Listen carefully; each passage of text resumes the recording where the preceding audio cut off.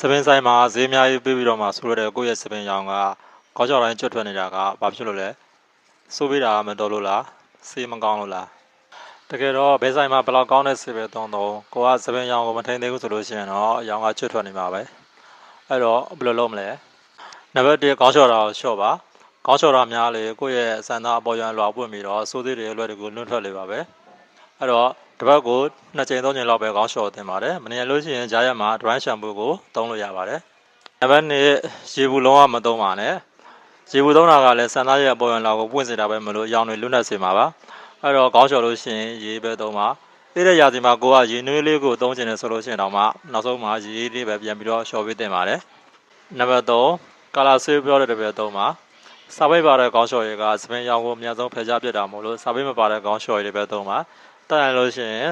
ဒီကိုရရှင်နာ hair mask ကိုပုံမှန်သုံးပေးပါနံပါတ်4အပူဒဏ်ကားတွေကောက်ွယ်ပါတွန်ရသုံးလို့ရှိရင်လေဘူးနဲ့မှုတ်တာဖြောင်းဆက်ဆွဲတာပြီးလို့ရှိရင်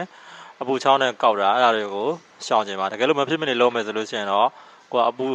ပူချိန်ကိုလျှော့ပါဒါမှမဟုတ်လို့ရှိရင်လည်းဒီအပူဒဏ်ကိုကောက်ွယ်တဲ့ခွင့်တစ်ခုကိုသုံးပါနံပါတ်5နေအောင်ကြည်တန်ကားတွေကောက်ွယ်ပါနေအောင်ကြည်တန်ကကိုယ့်ရဲ့စပင်အရောင်ကိုဖြော့စေလို့မို့နေဘူးတဲ့ကိုကြာရင်မသွားပါနဲ့တကယ်လို့သွားမှလို့ရှိရင်အော်တိုဆောင်းမှာပဝါ3မှာ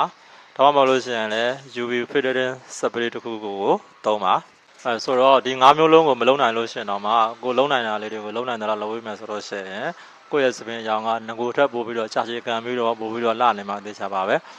ဒီဗီဒီယိုလေးကိုသဘောကျလို့ရှိရင် like and follow လုပ်သွားပါနောက်ထပ်သိချင်တာရှိလို့ရှိရင် comment မှာရေးခဲ့ပေးပါအောင်အဆုံးထိကြည့်ပြီးတဲ့အတွက်အားလုံးကိုကျေးဇူးတင်ပါတယ်